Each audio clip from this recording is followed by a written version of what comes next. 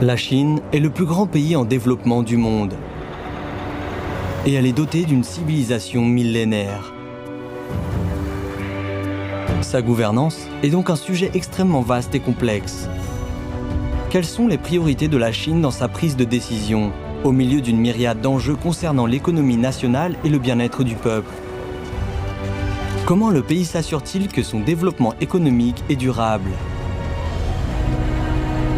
Et que signifie le développement de la Chine pour le reste du monde?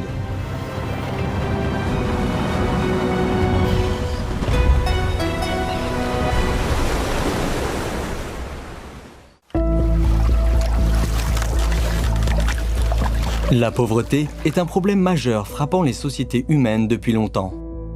L'agenda 2030 des Nations Unies pour le développement durable place l'éradication de la pauvreté sous toutes ses formes en tête de ses priorités. En 2012, la Chine comptait près de 100 millions de paysans vivant sous le seuil de pauvreté et dont le revenu annuel par habitant était inférieur à 360 $. Ils se concentraient dans 14 zones extrêmement pauvres et contiguës, dont la plupart se trouvaient dans des régions montagneuses, aux conditions naturelles difficiles. Malgré les paysages karstiques et les montagnes et canyons émerveillant les touristes, la vie de la population locale était pleine d'épreuves.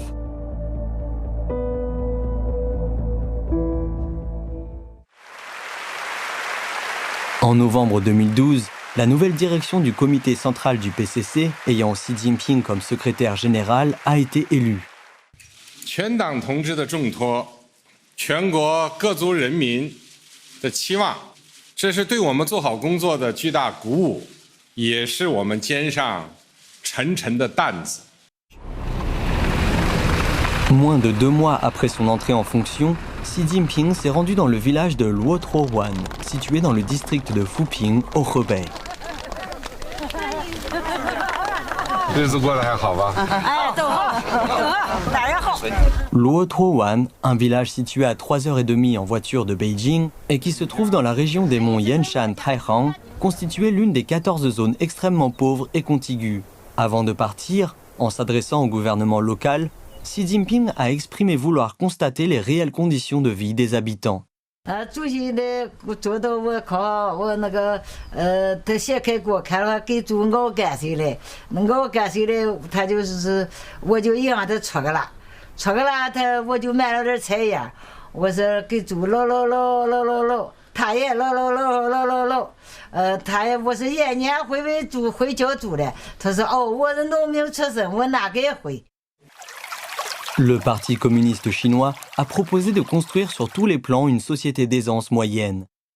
Pour atteindre cet objectif, il est nécessaire de résoudre le problème de pauvreté rurale qui constitue un défi énorme.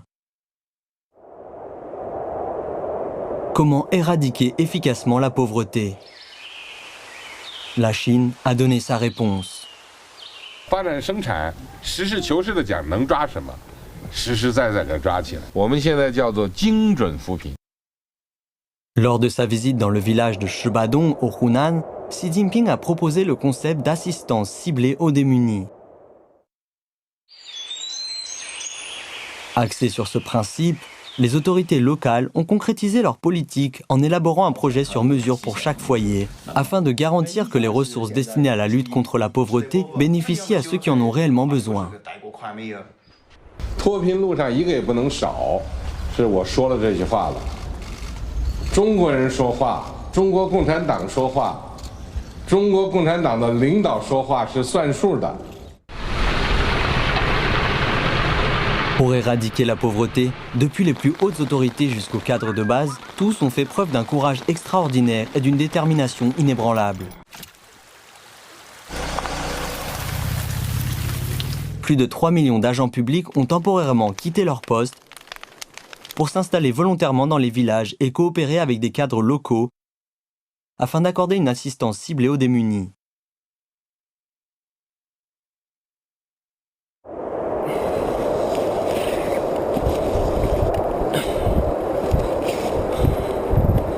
En hiver de 2015, une équipe de cadres dédiée à la lutte contre la pauvreté, provenant du département autonome de Liangshan au Sichuan, a emprunté une route de près de 4 km en direction du village d'Atulir, au fin fond des montagnes.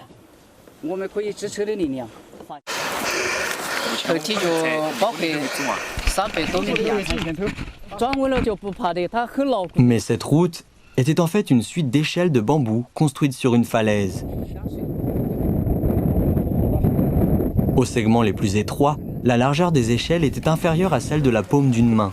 Le trajet durait 4 heures.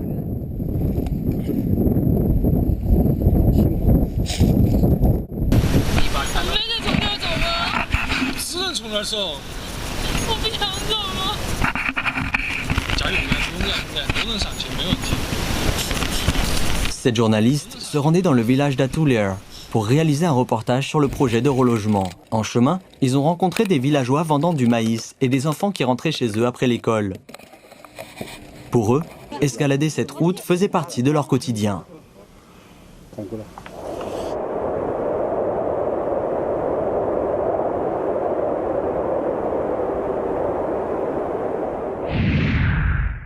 Situé au sommet d'une falaise, le village d'Atulir comptait 360 habitants. À l'époque, vu les conditions géographiques difficiles, la construction d'une véritable route pour ce village était trop coûteuse pour le gouvernement local. Pour aider les villageois à sortir de la pauvreté, Hu Wenhua est intervenu.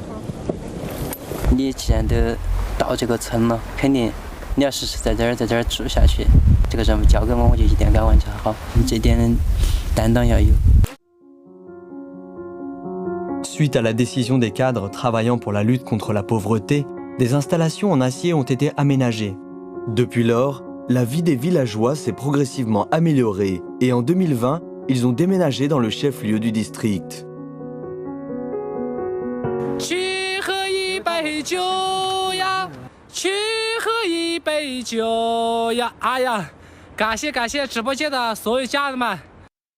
Muguo est un créateur de contenu sur les réseaux sociaux. Après le déménagement, il a fait fréquemment la navette entre sa nouvelle maison dans le chef-lieu et son ancienne maison sur la falaise.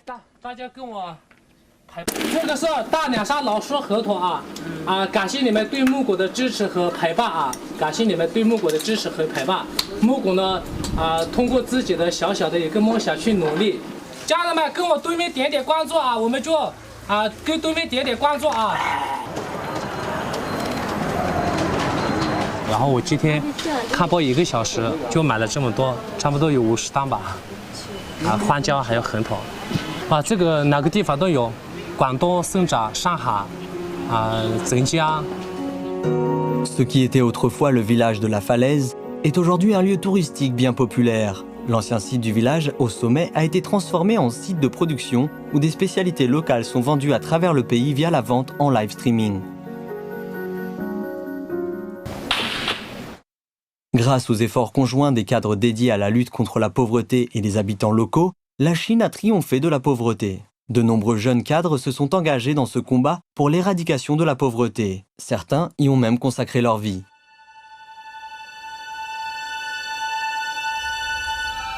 Comme Huang Wenxiu, la jeune femme qui salue avec enthousiasme la caméra. C'est une image de son vivant.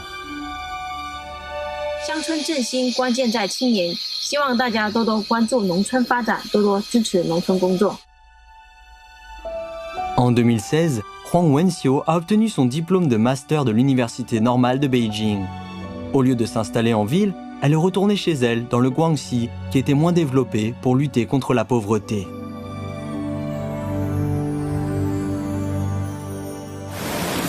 En 2019, alors qu'elle se précipitait au sein du village pour s'assurer de la sécurité des habitants par temps de fortes pluies, elle a tragiquement perdu la vie dans une inondation, à l'âge de 30 ans seulement. Elle est un des héros de la Chine et leurs histoires seront transmises aux générations futures. Grâce aux efforts assidus de toute la nation, chaque année depuis 2012, la Chine a sorti en moyenne plus de 10 millions de personnes de la pauvreté, soit l'équivalent de la population d'un pays de taille moyenne.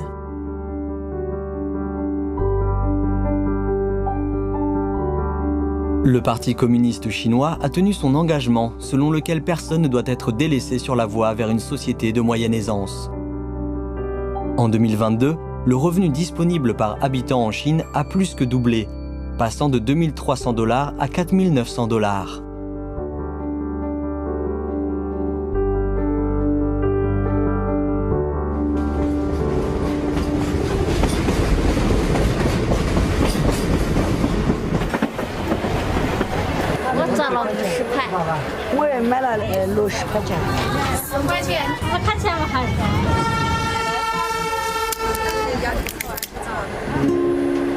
La région du mont Daliangshan, dans la province du Sichuan, est l'une des dernières régions de Chine à être sortie de la pauvreté.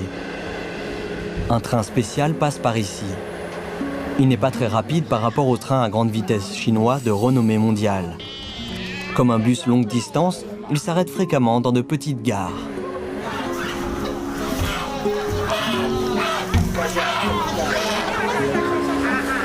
Depuis longtemps, ce train constitue une ligne de communication vitale pour ces montagnards qui en dépendent pour gagner leur vie.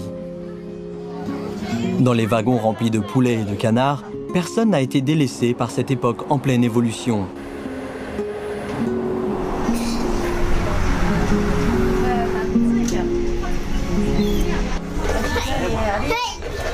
Cette ambition d'éradiquer la pauvreté en Chine est très importante pour la Chine. Elle est très importante aussi pour l'éradication de la pauvreté dans le monde. Quand on dit aujourd'hui que la pauvreté dans le monde a reculé, c'est en grande partie parce qu'elle a été éradiquée en partie en Chine. Donc il faut être lucide sur cette situation où le phénomène de développement chinois a permis de sortir de la pauvreté. La Chine a réalisé avec 10 ans d'avance les objectifs de la réduction de la pauvreté fixés par l'agenda 2030 du développement durable de l'ONU.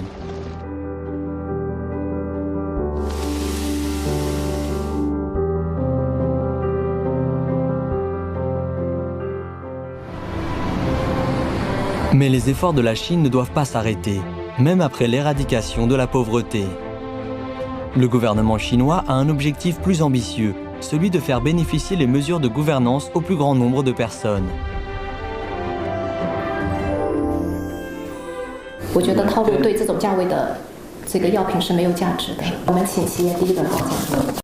Fin 2021, les représentants de l'Administration nationale pour la sécurité des soins médicaux ont négocié le prix du nusinersen. Commercialisé en 2019 en Chine, ce médicament spécifique sert à traiter l'amyotrophie spinale, une maladie rare. Lors de son lancement, il coûtait 98 milliards de $ américains par injection. Et les patients devaient recevoir 6 injections la première année et 3 autres chaque année par la suite, ce qui représentait un coût prohibitif pour la plupart des familles chinoises.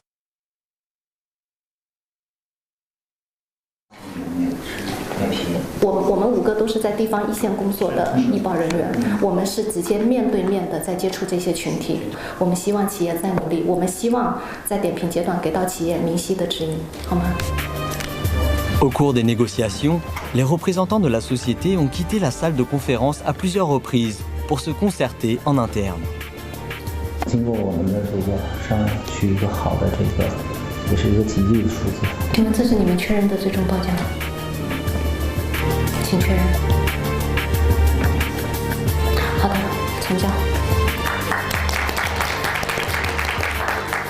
Après 8 tours de négociation, le prix de ce médicament a finalement été réduit à 4 600 $ par injection et a été immédiatement inclus dans la liste des médicaments remboursables aux assurés sociaux.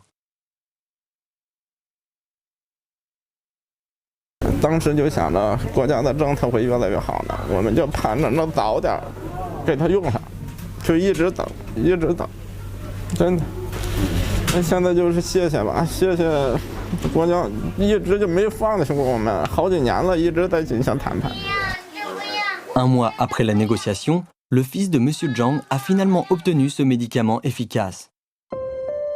Il est le premier patient dans la province du Hebei à en avoir bénéficié après l'inclusion du nusinersen dans la liste des médicaments remboursables.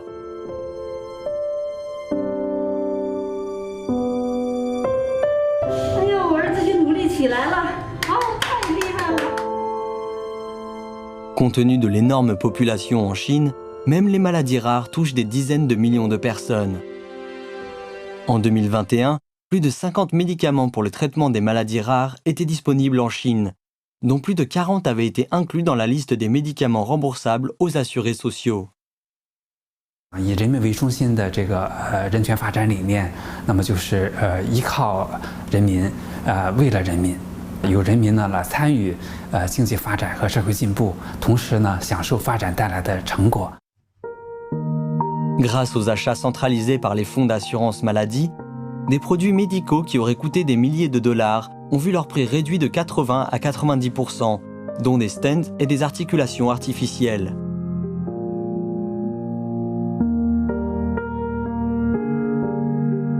Et les prix de près de 300 médicaments ont été réduits de plus de leur moitié en moyenne. À la fin de l'année 2021, la Chine comptait 1,36 milliard d'assurés de l'assurance maladie de base. Ceux-ci disposent d'une carte de sécurité sociale qui leur permet d'accéder aux soins médicaux, de régler leur assurance médicale et de remplir des formalités de sécurité sociale.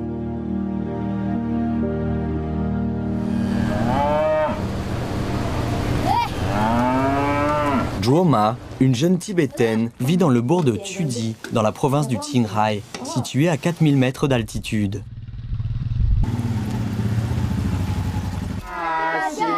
À part la langue tibétaine et les mathématiques, Zhuo Ma doit également apprendre l'anglais. Hard work. No. Cependant, il n'y a pas de professeur d'anglais dans son école. Sometimes. 我想到山外面去工作，因为大山里虽然漂亮，但是大山外的世界比这里更漂亮更好。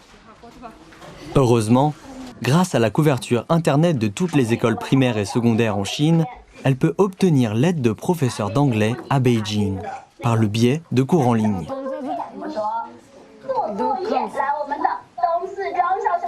Pour Zhuo Ma et les autres élèves des écoles éloignées, l'accès aux ressources éducatives de qualité est devenu plus facile.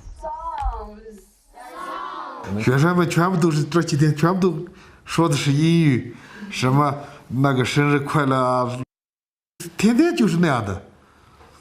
Good morning 嘛啥都是那样，他们好奇心嘛现在。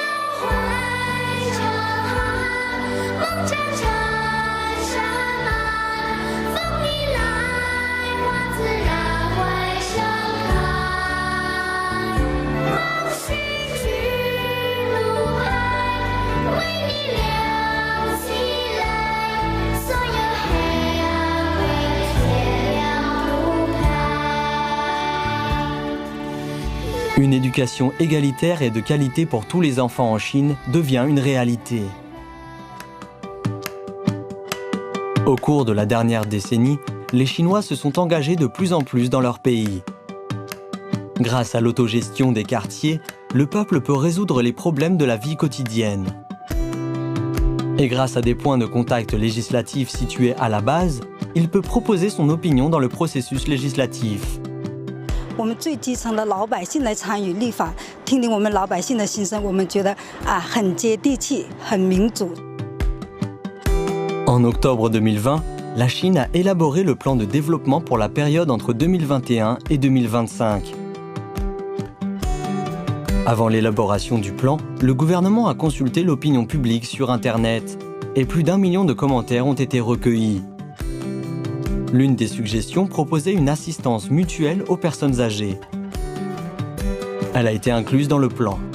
Cette proposition de Yun Fan, qui a été faite anonymement, provient d'un cadre de base en Mongolie intérieure. 府一直在想探索这个就是农村这个养老问题。这个互助养老模式的年轻的有能力的那个老人，他可以照顾帮助那个年纪大的，就是说能力相对弱的那种。哎呀，没想到，真的感觉很意外那种建议都被中央采纳。Au cours de la dernière décennie, les Chinois ont pu constater les efforts considérables déployés par le gouvernement pour améliorer leurs conditions de vie, notamment en matière de lutte contre la pauvreté, de soins de santé et d'éducation. Dans le même temps, le pays révèle une nouvelle approche de sa philosophie de développement national.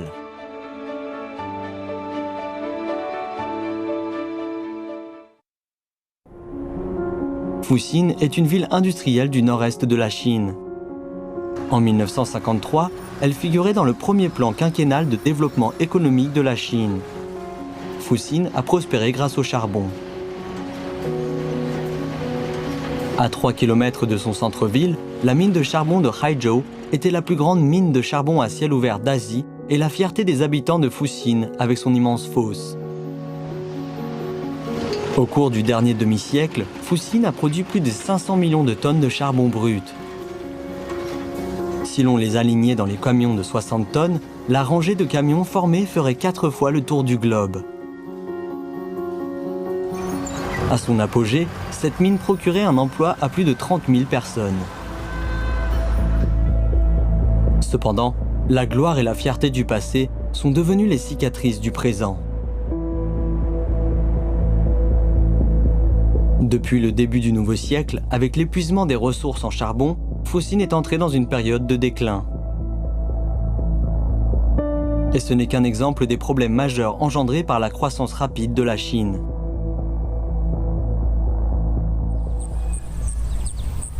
Un vieux proverbe chinois dit « Le ciel nous nourrit à des moments précis, les ressources de la terre ont des limites ».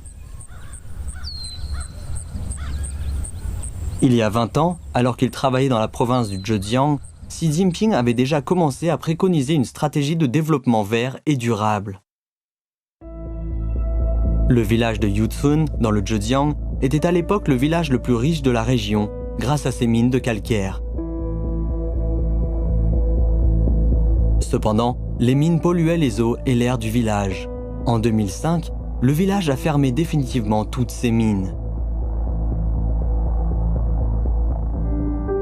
Après la fermeture des mines, Xi Jinping, alors secrétaire du comité du parti pour la province du Zhejiang, s'est rendu dans le village. Il y a affirmé que la fermeture des mines pour améliorer l'environnement était une décision correcte. Il y a proposé pour la première fois le concept selon lequel les rivières limpides et les montagnes verdoyantes constituent une richesse inestimable.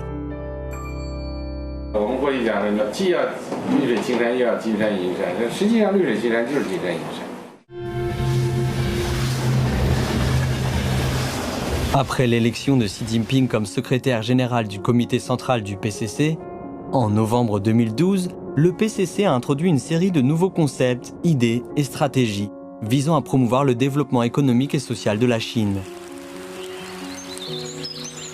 Parmi eux, le développement vert constitue une révolution profonde du concept de développement et une condition indispensable pour construire un système économique moderne de haute qualité.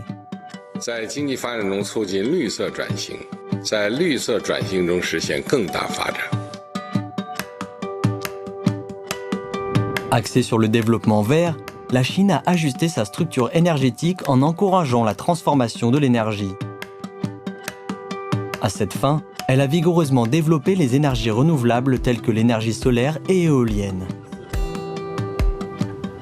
En 2020, l'électricité produite par les énergies renouvelables en Chine a atteint 2,2 billions de kWh, soit 29,5% de l'électricité utilisée dans tout le pays. Cela représente une augmentation de 9,5% par rapport à 2012.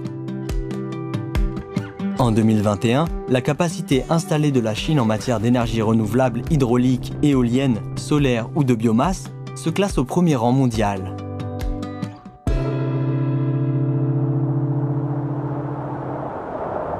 La prairie Bashang de Zhangbei est connue pour son vent puissant qui souffle à toutes les saisons.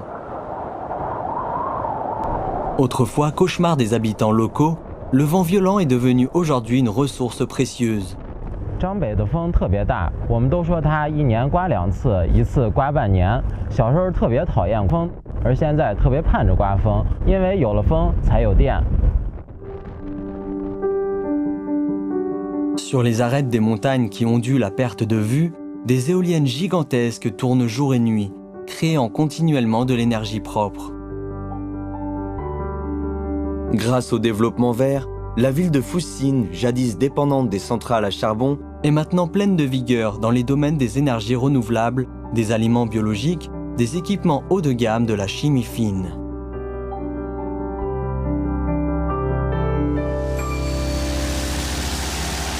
Dans le village de Yuzhun, au Zhejiang, les habitants ont découvert une nouvelle source de richesse grâce à son bel environnement naturel. Ils gagnent de l'argent de manière respectueuse de l'environnement grâce à l'abondance de bambous. Le village attire également les touristes des villes voisines telles que Shanghai, Hangzhou et Nanjing.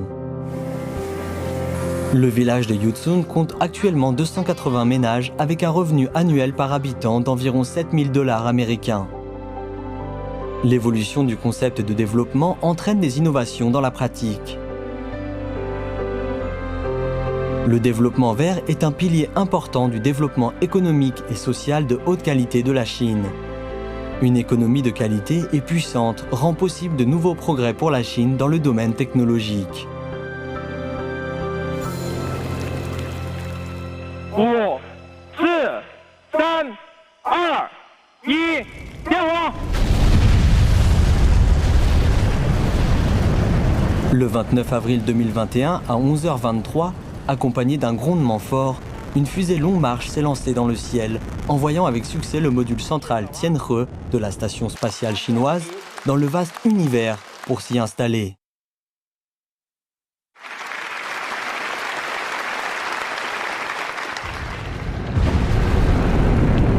Le 17 juin, les taïkonautes Nie Haishang, Liu Boming et Tang Hongbo, à bord du vaisseau spatial habité Shenzhou 12, sont arrivés au module central Tianhe, ouvrant un nouveau chapitre du programme spatial habité chinois.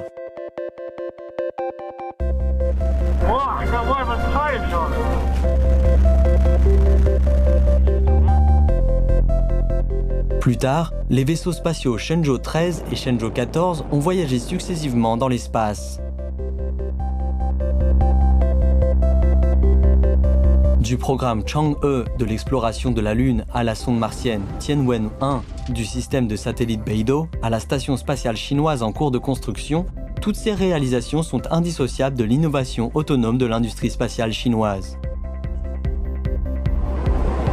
Depuis 10 ans, à travers le réseau ferroviaire à grande vitesse, le paiement mobile, l'économie numérique et l'intelligence artificielle, on peut constater l'ajustement et les changements de la stratégie technologique de la Chine qui donne un nouvel élan à la croissance toujours plus vigoureuse de l'économie chinoise. L'exploration spatiale est un rêve commun à toute l'humanité. En juin 2019, le Bureau du programme spatial habité chinois et le Bureau des affaires spatiales de l'ONU ont annoncé ensemble que 9 projets de 17 pays constituaient les premiers projets sélectionnés pour des expériences scientifiques dans la station spatiale chinoise.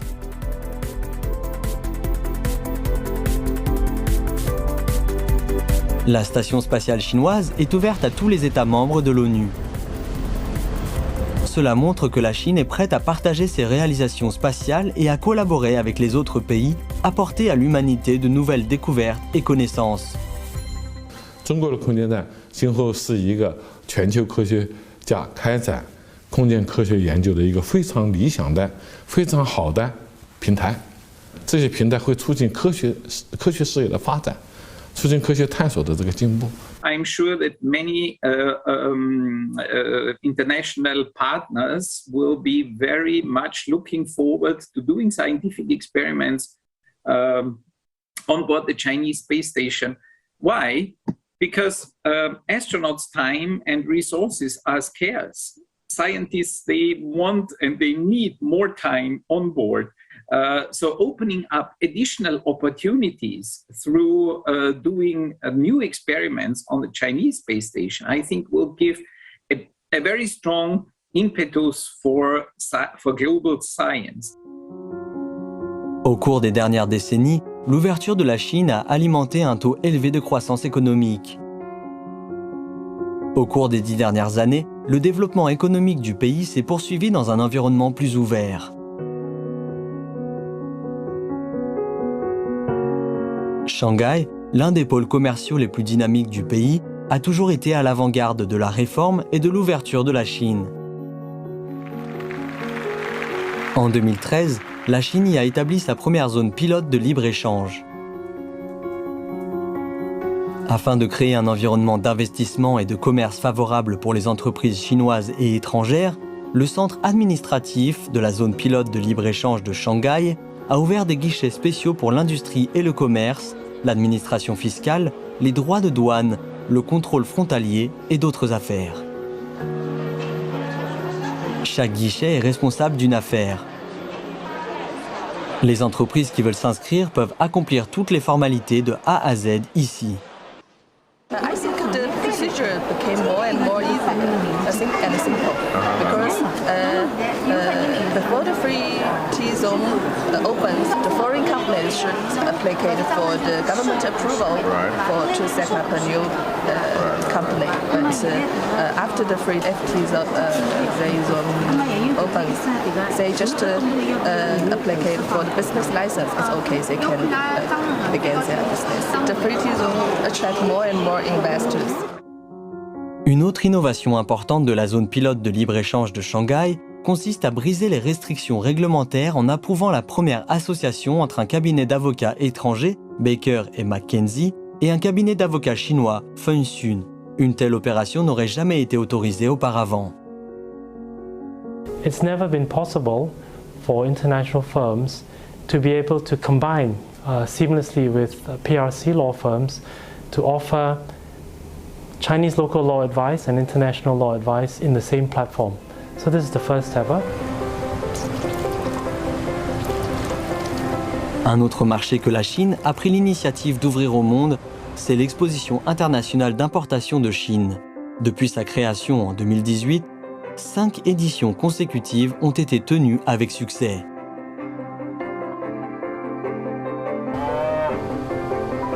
Premier exportateur mondial de produits laitiers, la multinationale Fonterra, basée en Nouvelle-Zélande, représente un tiers du commerce mondial. Présent sur le marché chinois depuis plus de 40 ans, le groupe voit ses ventes augmenter d'année en année. Et le marché chinois représente déjà plus d'un quart de son chiffre d'affaires global. Pendant cette édition du CIIE, Fonterra a signé des commandes d'environ 1,7 milliard de dollars américains avec des opérateurs de la chaîne d'approvisionnement chinoise. China is a really great market to be in, especially for me being in innovation. It's probably one of the most exciting markets in the world. L'environnement commercial devient meilleur avec moins de restrictions.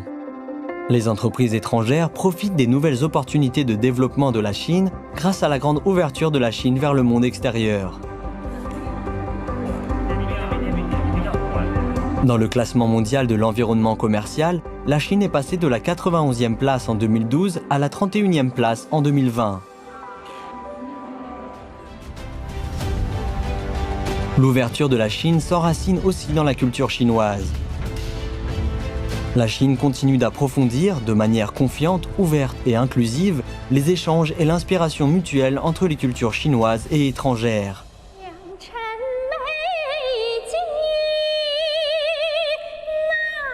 Des 4 rêves à Linchuan au songe d'une nuit d'été, 2 génies de la littérature se sont distingués en Orient et en Occident, au XVIe et XVIIe siècle par leur création dramatique. L'un est Trang Xianzhu de Chine, l'autre vient d'Angleterre et se nomme William Shakespeare. Nés à la même époque, ils représentaient 2 cultures très différentes. En 2016, dans la ville britannique de Stratford-upon-Avon, on a commémoré le 400e anniversaire de la mort de William Shakespeare. Une délégation de la ville de Fuzhou du Jiangxi, ville natale de Trang Xianzhu, a transporté des statues de Shakespeare et de Trang à Stratford, pour rendre hommage aux 2 hommes morts la même année. La délégation comprenait une troupe d'artistes. Ils ont apporté avec eux, de la ville natale de Tang, un opéra chinois classique, le Pavillon des Pivoines. C'était un moment historique. Une œuvre d'un grand maître de la littérature chinoise a été jouée chez Shakespeare. Aujourd'hui encore, la culture traditionnelle raffinée constitue une source d'enrichissement et un environnement social positif pour le développement de la Chine. Voici un événement organisé à Xitrang, dans l'est de la Chine, qui met en avant la culture Han-Fu. Ces dernières années, les coutumes traditionnelles Han-Fu sont sans doute le meilleur reflet de la confiance culturelle et de l'expression de soi des jeunes Chinois.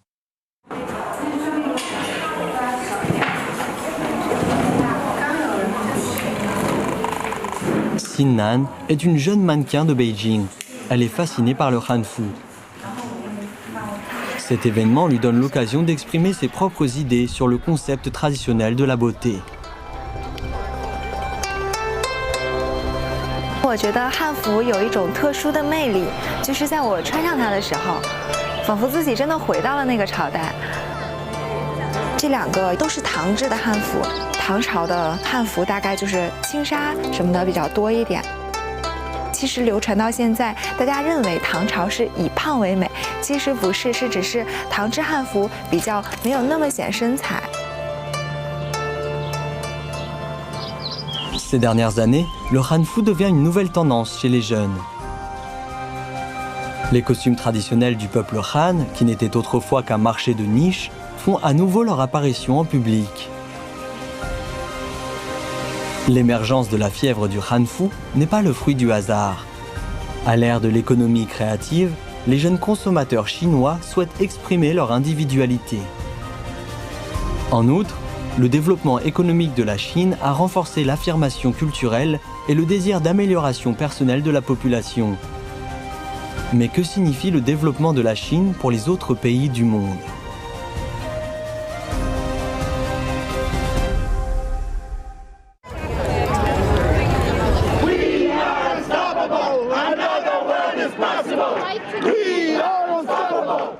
En décembre 2015, à Paris, 200 délégations ont travaillé malgré une forte tension pour parvenir à un accord historique et mobiliser la communauté internationale à lutter contre les changements climatiques.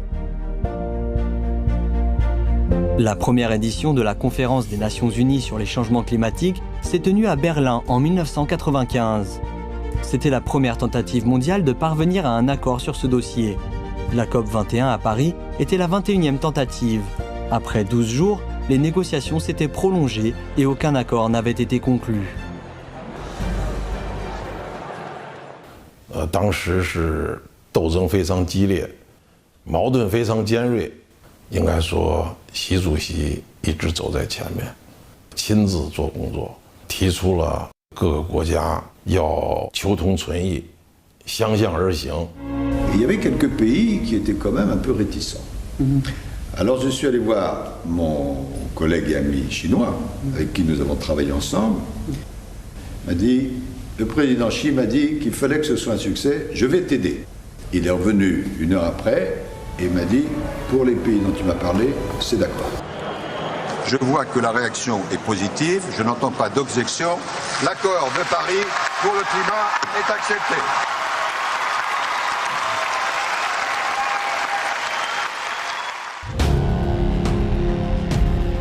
La civilisation humaine contemporaine a atteint un niveau jamais vu auparavant. Pourtant, le monde et la gouvernance mondiale sont confrontés à une multitude de crises. Outre le défi du changement climatique, il existe également de graves problèmes dans les domaines du développement, de la sécurité et de la santé. Comment pouvons-nous nous rassembler pour relever les défis communs auxquels l'humanité est confrontée ? «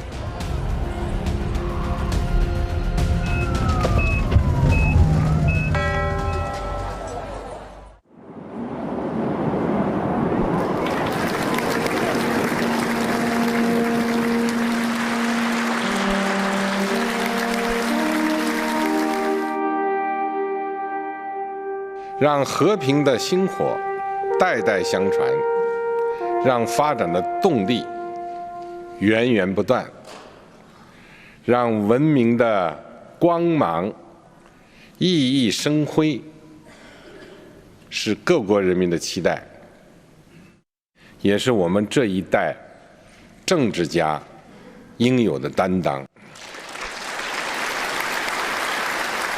中国方案是构建人类命运共同体，实现共赢共享。 En février 2017, le concept de communauté de destin pour l'humanité a été inscrit dans la résolution de l'ONU. Depuis lors, il a été inscrit à plusieurs reprises dans les documents des Nations Unies et des mécanismes multilatéraux du monde. That is very much in line with the needs of the world today. If we are going to find the solutions to the very big problems of the planet that affects all of us, it must be people-centered.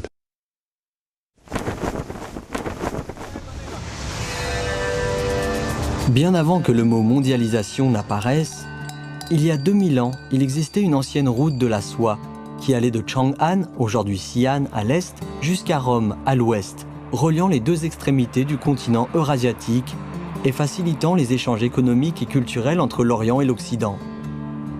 Au cours de ce nouveau millénaire, la Chine a lancé l'initiative La Ceinture et la Route.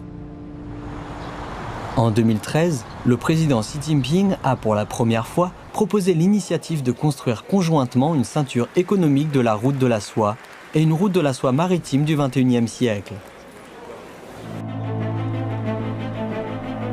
L'initiative La Ceinture et la Route, officiellement connue sous le nom de la ceinture économique de la route de la soie et la route de la soie maritime du XXIe siècle, encourage les pays à améliorer la connectivité de leur infrastructure. L'objectif est de faire progresser une coopération régionale plus large et plus approfondie à un niveau plus élevé, parallèlement à la mondialisation économique. Clearly, the world has large infrastructure needs. There are big infrastructure gaps in low-income countries, even in many middle-income countries. Annual demand for infrastructure investment is projected to be approximately $730 billion. This infrastructure gap is large and widening. En 2013, la Chine a proposé la création de la Banque asiatique d'investissement dans les infrastructures AIIB. L'AIIB a été officiellement mise en service en janvier 2016 avec 57 pays membres fondateurs, dont 18 pays européens.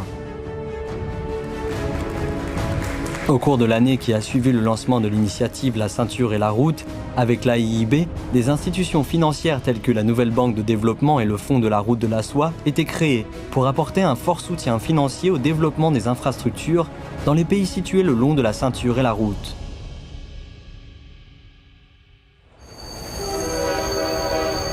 Ce train, qui part du Xinjiang et de la Mongolie intérieure de la Chine pour aller en Europe, est connu sous le nom de train de fret Chine-Europe. Moins coûteuse que le transport aérien et plus rapide que le transport maritime, cette ligne ferroviaire internationale a facilité les échanges économiques entre la Chine et l'Europe et les pays riverains de la Ceinture et la Route. Dans la ville de Yiwu, dans l'est de la Chine, connue comme le plus grand marché de petites marchandises au monde, Mohamed commence à faire ses achats tôt le matin. Il tient en main une longue liste d'achats comprenant des commandes pour des accessoires de vélo, des lampes à LED et des peluches. Originaire de Jordanie, il a démarré son entreprise de commerce extérieur à Yiwu avec environ $4000 américains. 我记得那个时候，一个晚上跟几个朋友在油站吃饭，他们跟我说，中国有个地方叫义乌，你能去那边做生意，那边机会比较多。 Mohamed a maintenant passé plus de 20 ans en Chine. Pendant cette période, il a épousé une femme chinoise et est devenu le père de 2 filles. En 2014, un service de train de marchandises entre Yiwu et Madrid a commencé à fonctionner.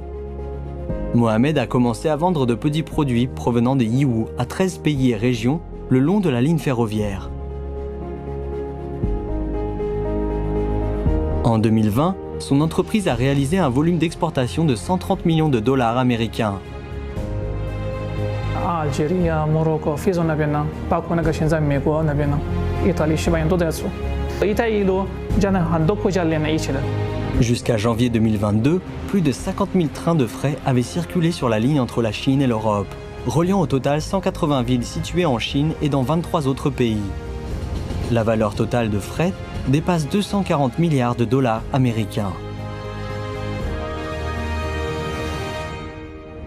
Les trains de fret réguliers transportant les marchandises fabriquées en Chine se sont dirigés vers les marchés européens et sont revenus en Chine avec du vin, des fromages, des chocolats et d'autres marchandises étrangères, enrichissant la vie des Chinois.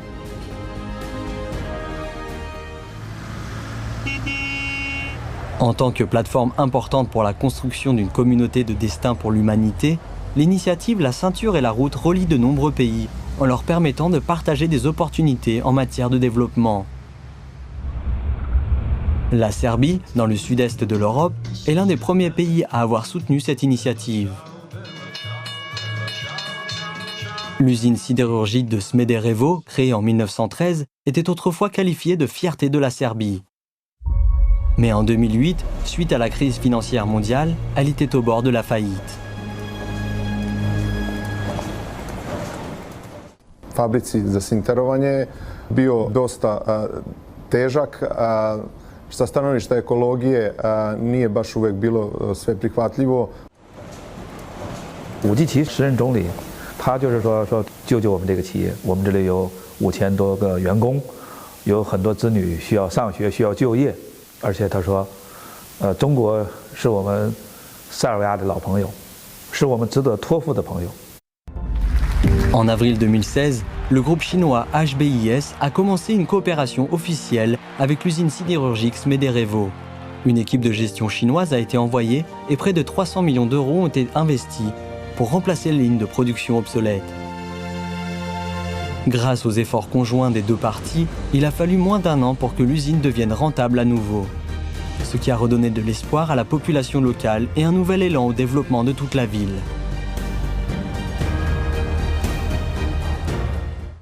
All those countries know that they have to be linked to other countries. And instead of linking them with some kind of ideology, you link them in a very practical way. La réduction de la pauvreté est un défi mondial. Tout en s'engageant à éliminer sa propre pauvreté, la Chine participe activement à la coopération internationale en matière de réduction de la pauvreté. Ainsi, elle partage son expérience de développement avec d'autres pays et soutient les pays en développement, notamment les pays sous-développés.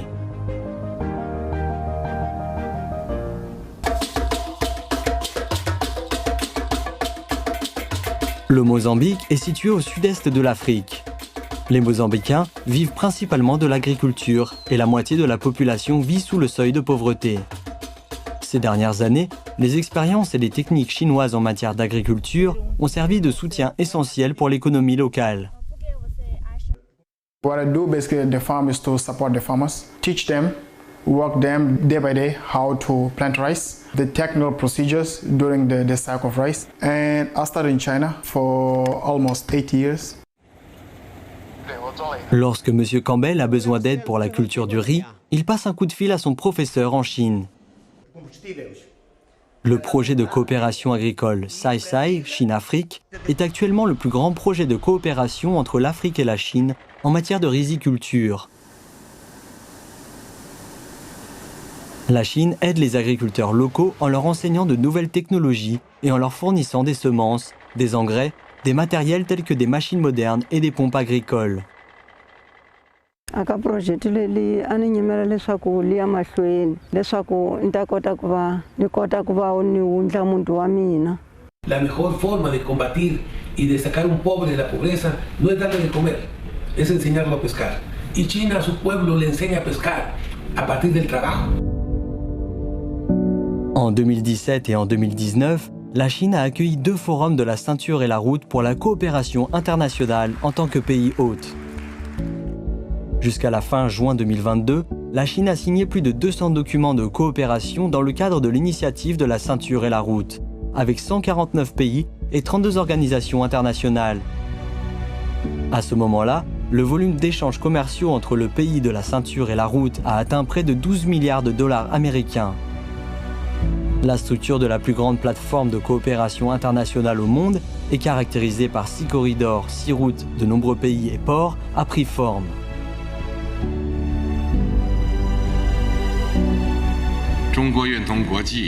合作伙伴，共建“一带一路”，把“一带一路”建设成为和平之路、繁荣之路、开放之路、绿色之路、创新之路、文明之路。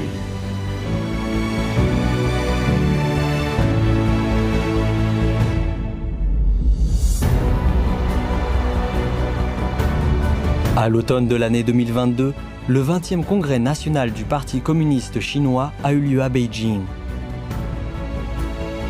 Par la suite, la nouvelle direction du comité central du PCC, unie autour de Xi Jinping, a été élue.